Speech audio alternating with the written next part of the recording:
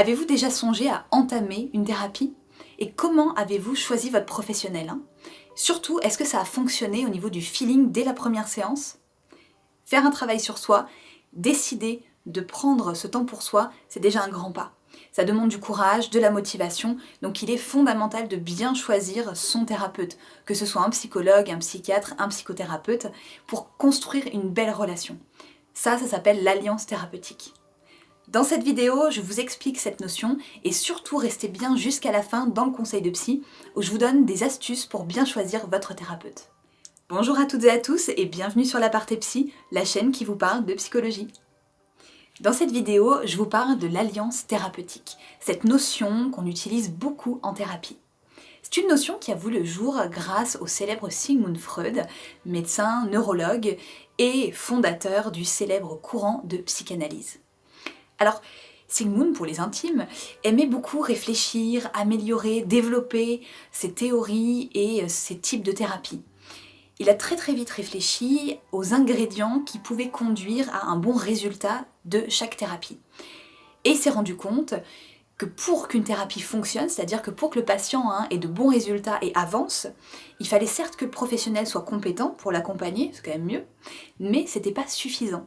Il fallait aussi un ingrédient indispensable, c'est cette fameuse relation de confiance que le patient pouvait instaurer avec son thérapeute. C'est ce qu'il a appelé l'alliance thérapeutique. Et c'est pas toujours évident à mettre en place cette fameuse relation de confiance. Alors oui, c'est important, parce qu'il faut que le patient et le thérapeute puissent construire un socle commun de sécurité, de bienveillance, de confiance pour avancer vers des objectifs qu'ils auront définis ensemble.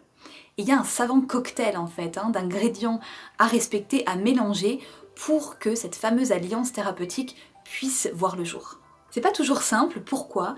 Déjà du point de vue du thérapeute, parce qu'il est important pour construire en fait cette alliance thérapeutique de conserver un bon équilibre entre une certaine dose d'empathie et du professionnalisme. Donc d'un côté, il ne faut pas tomber dans la compassion, je ne peux pas souffrir avec mon patient au risque de perdre ma neutralité, mon objectivité et donc mon professionnalisme, mais en même temps, il faut que j'ai suffisamment d'empathie tout de même pour comprendre ce que la personne ressent et pour pouvoir l'accompagner du mieux que je peux. Et c'est justement cet équilibre qu'il faut toujours chercher à garder. Alors on est tous différents en tant que professionnels, en tant que thérapeute, et par thérapeute j'entends psychologue, psychothérapeute et psychiatre. Donc on est tous différents, on a tous nos champs de compétences, notre personnalité. Pour ma part, je sais que je peux pas plaire à tout le monde et que j'ai un style qui est bien particulier. C'est-à-dire qu'en séance, je parle beaucoup, donc bien sûr je laisse parler mon patient sinon ça n'a aucun intérêt, mais je suis beaucoup dans la communication. Et surtout, je pense que j'utilise à 80% l'humour. Alors il y a des personnes à qui ça plaît beaucoup et ça donne de bonnes séances, et il y a des personnes avec qui ça ne passera pas. Et c'est comme ça, j'accepte de ne pas plaire à tout le monde, et ça m'arrive très souvent d'ailleurs de peser le pour et le contre et de voir si je peux accompagner une personne pour que la relation soit la plus bénéfique possible à mon patient. Par exemple, à la fin de chaque séance, pour ma part, je demande toujours au patient si la façon dont je fonctionne lui convient et s'il pense qu'on peut travailler ensemble, s'il a envie qu'on continue ensemble sur les axes de travail qu'on a vus tous les deux sur la première séance. Ça peut paraître bizarre, il y a des personnes qui me disent « mais pourquoi vous me posez cette question ?» Eh bien parce que pour moi, c'est important de me dire que je me sens personnellement de travailler avec ce patient, mais j'ai aussi envie que cette personne-là se sente à l'aise, en confiance et bien en fait dans cette relation pour travailler avec moi. C'est ça l'alliance thérapeutique et ça commence déjà par là. Cette fameuse alliance thérapeutique, confiance, ce feeling que l'on peut ressentir dans les premiers temps d'une thérapie, ça vaut du côté du thérapeute et aussi du patient ou du client. Et je vous parlerai d'ailleurs dans une prochaine vidéo de certains paramètres comme les mécanismes de transfert et contre-transfert qui jouent un rôle important d'ailleurs dans ce premier feeling. Et je continue mon explication en vous parlant de Carl Rogers, un célèbre psychologue qui est le fondateur de la psychologie humaniste, qui a beaucoup travaillé après Freud sur cette notion d'alliance thérapeutique. Pour lui, ce climat de confiance et cette relation privilégiée qu'un thérapeute peut entretenir avec son client, c'est comme ça qu'il appelle ses patients, est fondamental et garantit le succès de la thérapie. Ça veut dire que sans cette alliance, sans cette confiance, la personne ne peut pas se sentir suffisamment sécurisée pour pouvoir confier son intimité. Et donc ça devient gênant, pourquoi? Parce que si déjà on active des mécanismes de défense qui font qu'on n'arrive pas à se livrer correctement avec son thérapeute, comment voulez-vous travailler concrètement sur des points qui peuvent parfois être sensibles pour vous? On sait que déjà, faire une thérapie, un travail sur soi, c'est pas simple. Notre cerveau a tendance à mettre en place des mécanismes de protection parce qu'on n'a pas toujours envie de changer, on a peur en tout cas. Donc si en plus vous ne vous sentez pas à l'aise avec votre thérapeute, vous voyez que ça va devenir compliqué. Quoi qu'il en soit, selon Carl Rogers, il y a des fondamentaux à respecter pour construire une belle alliance thérapeutique. Et je vais vous les donner tout de suite. Premièrement, on a la bienveillance, c'est-à-dire que le thérapeute doit être dans l'écoute et dans l'accueil de la personne. Ensuite, on a le non-jugement. En tant que thérapeute, on ne doit pas juger les histoires de vie de nos patients, ça ne fonctionnerait pas. Ensuite, vous avez la considération positive. C'est très important d'écouter et de considérer positivement, de savoir que son patient peut changer et qu'on peut l'accompagner vers ce changement. Et enfin, vous avez l'écoute. L'écoute qui est très importante et l'empathie en fait, qui sont deux socles nécessaires à toute relation thérapeutique. En fait, le but, c'est que le patient se sente suffisamment en confiance, comme je vous le disais, pour se livrer. Et quand on fait un travail sur soi, moi-même en tant que psychologue, je suis amenée à faire un travail sur moi, c'est normal, avec d'autres psychologues qui m'accompagnent. J'ai besoin de sentir que je peux m'appuyer sur la personne qui est en face de moi et que je pourrais ressortir de chacune de mes séances avec quelque chose qui va me faire réfléchir, qui va me remettre en question peut-être, mais qui ne me jugera pas. C'est ça qui est fondamental.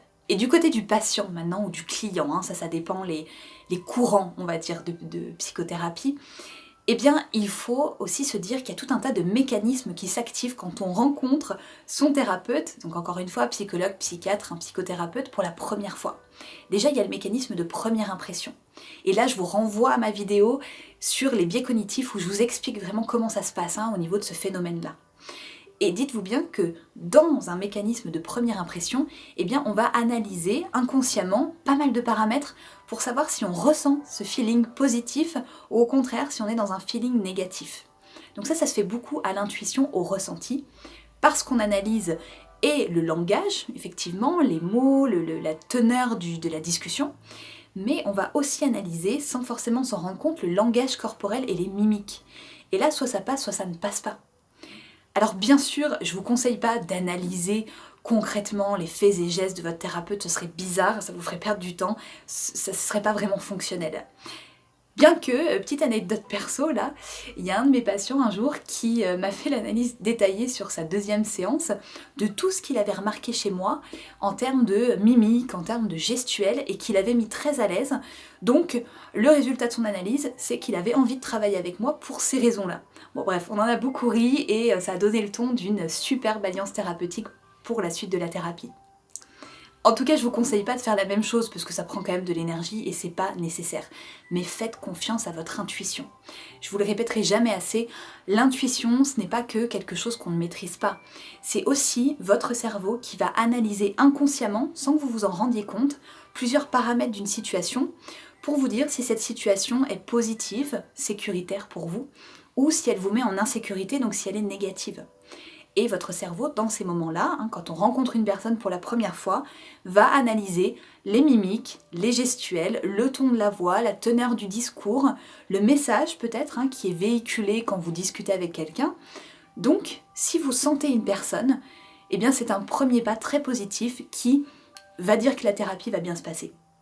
Si au contraire vous ne sentez pas trop votre thérapeute dans les tout premiers temps, alors faites attention à votre feeling à ce niveau-là. Et d'ailleurs vous, j'en profite maintenant pour vous demander comment ça se passe. Est-ce que vous faites confiance rapidement à votre thérapeute si vous avez déjà eu recours à des psychothérapies? Est-ce que vous avez trouvé le ou la bonne thérapeute? C'est pas facile, parfois on cherche quand même, on tâtonne. Et surtout, qu'est-ce qui est important pour vous? Dites-le moi en commentaire.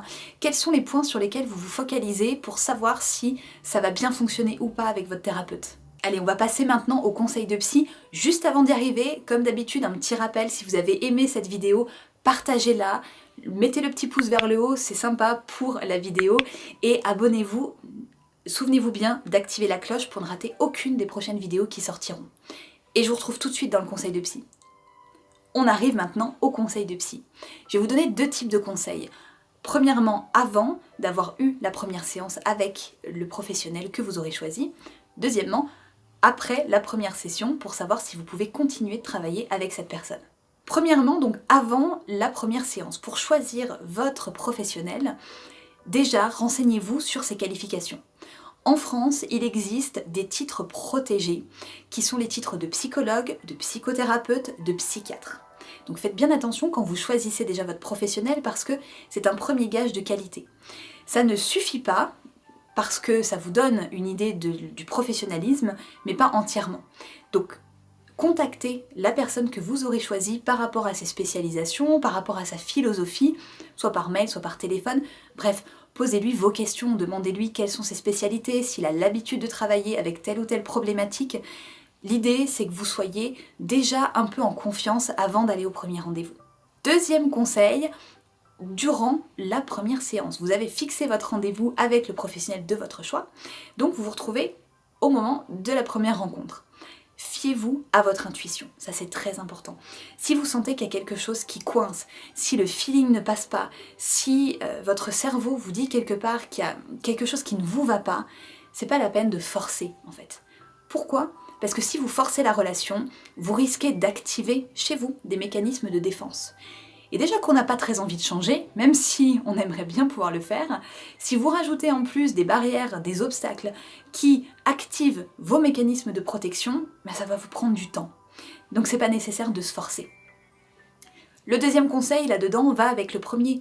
Même si vous avez été orienté vers ce professionnel par du bouche à oreille, rappelez-vous bien de l'alliance thérapeutique. C'est une grosse partie de la réussite de la thérapie. Donc même si la personne que vous voyez est très professionnelle, très compétente à aider certains de vos amis, si vous ne sentez pas que ça passe, enfin si ça ne passe pas en fait avec elle, ne continuez pas. Allez voir quelqu'un d'autre qui vous conviendra réellement, ça c'est très important. Troisième conseil, pendant la première séance et surtout à la fin, n'hésitez pas à poser vos questions, osez même le faire. Demandez si cette personne peut vraiment vous aider, si par rapport à ce que vous venez de lui dire, elle a les spécialisations pour vous accompagner. Demandez-lui aussi quel est le cadre, si elle ne vous l'a déjà pas dit, normalement on le dit en tant que professionnel, combien de temps durent les séances, à combien d'intervalles vous devez planifier vos séances, qu'est-ce que vous allez pouvoir faire ensemble, bref, il faut que vous ressortiez de cette première séance en ayant déjà des pistes de réflexion et en sachant à quoi vous allez vous en tenir. Ça c'est fondamental. Dites-vous bien que si vous reste des doutes, si vous n'avez pas posé vos questions, eh bien le doute est un terreau très fertile pour l'angoisse qui s'épanouit complètement. Donc faites attention et enlevez tous vos doutes. J'espère maintenant que vous allez pouvoir choisir votre thérapeute avec soin pour que ce soit votre allié et que vous puissiez cheminer ensemble vers votre épanouissement. C'est ça le plus important. Merci d'avoir regardé cette vidéo.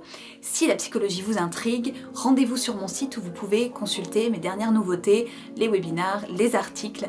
Et souvenez-vous bien, comprendre, c'est être libre.